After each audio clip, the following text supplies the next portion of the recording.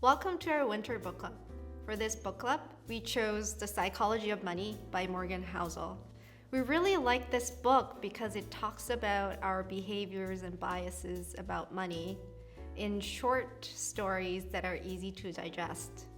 Everyone is impacted by money, and every one of us spend a lot of time thinking about money and our finances. But it's curious that collectively, we're not getting better at investing. Housel thinks this is because we think and are taught about money too much like physics and math, and not enough like psychology with emotions and nuances. This book makes us think about our irrational biases about money, how wealth and greed affect our finances.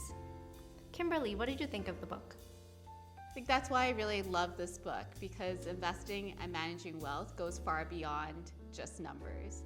And I think we've talked about it many times, how a large part of our job is to support our clients through the emotional roller coaster ride that goes along with investing.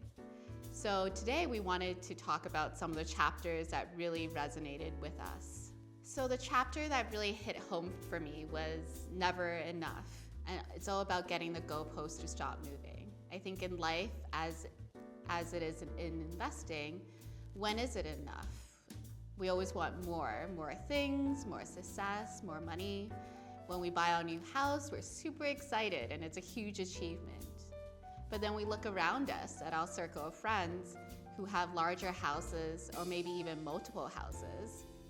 And I think it's this constant social comparison that never stops, and there's always going to be someone with just more than us. Mika, what was your favorite chapter? My favorite chapter was Compounding Compounding. I'm going to read you the subtitle. 81.5 billion of Warren Buffett's 84.5 billion net worth came after his 65th birthday. Let's let that sink in for a bit. This is remarkable.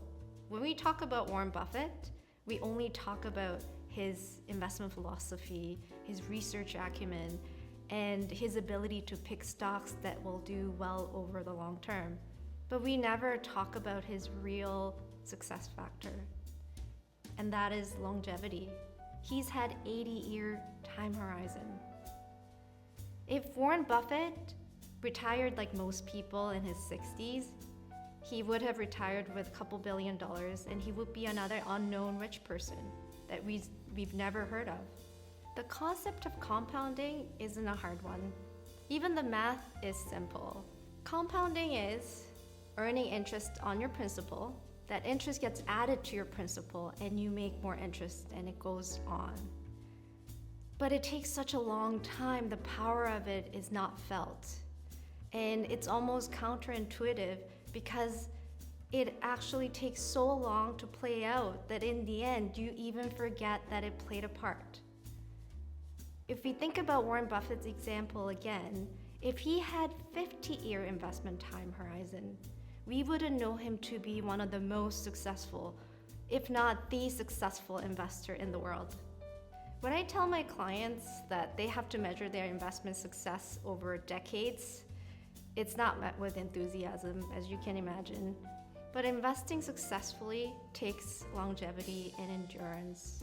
I think that's a great segue about compounding into another chapter that he wrote, which is all about getting wealthy and staying wealthy. Good investing is not necessarily about making good decisions. It's about consistently not screwing up.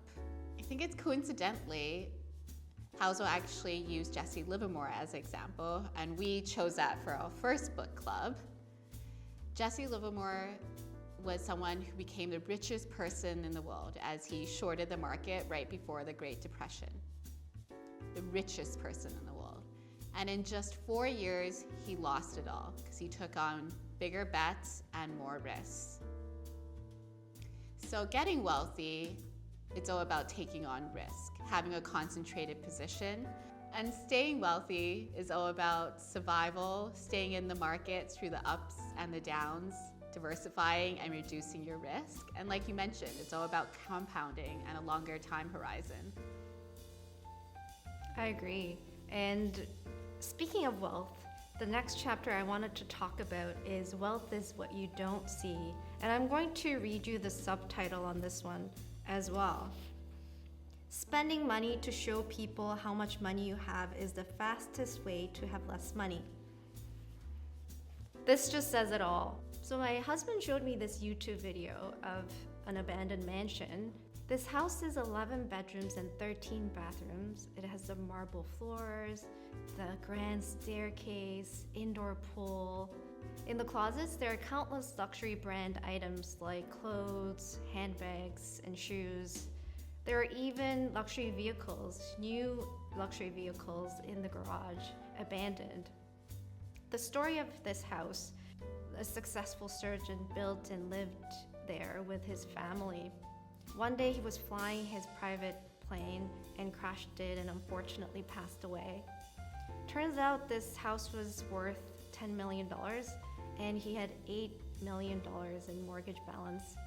His surviving family, with his stay-at-home wife and young children, couldn't make the payments, and bank seized the property, and it's been abandoned for over 6 years. This is a classic example of someone living beyond their means. This is such a sensitive topic that I have to talk to some of our clients about. Many of our clients have the wealth level that most people will ever accumulate in their lifetime.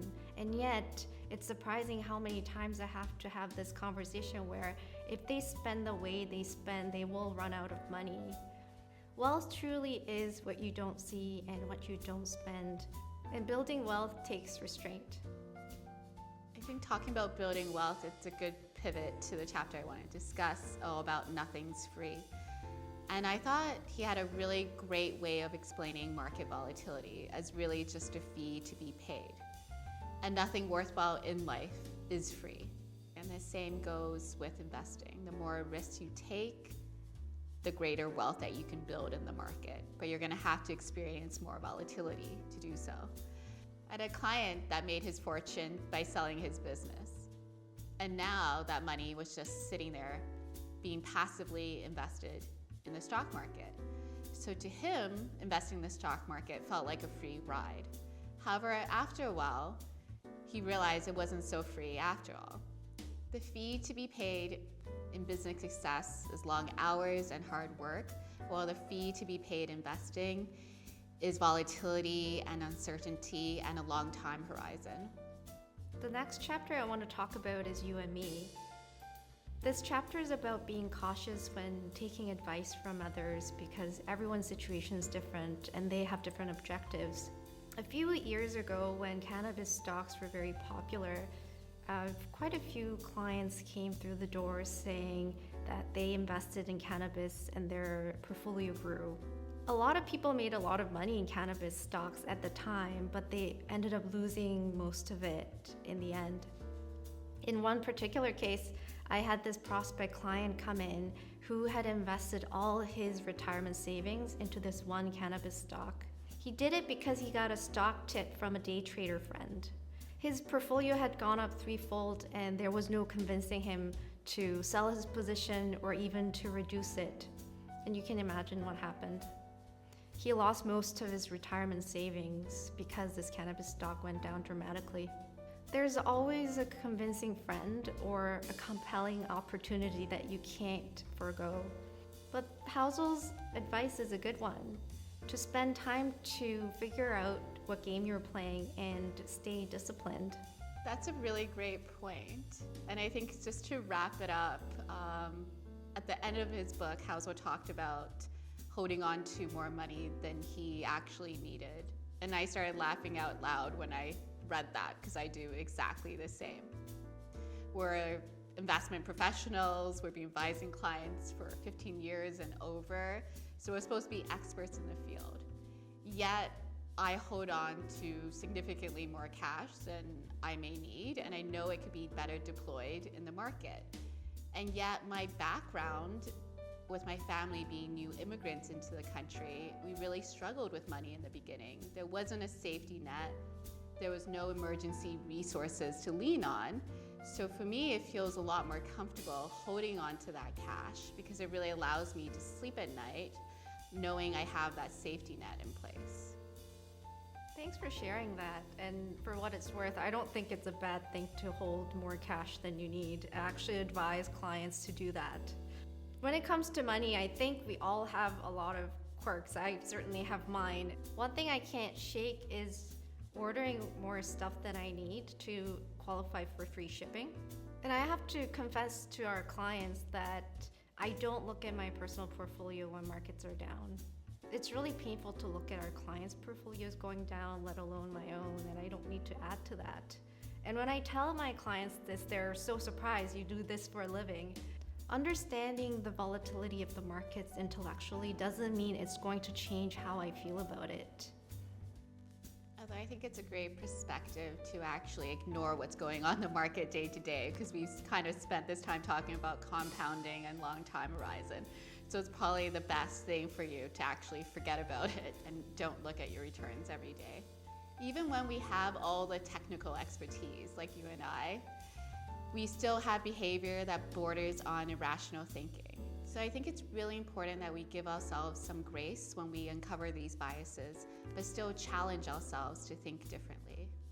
We hope you enjoy this book and it gets you thinking about and challenging some of your biases.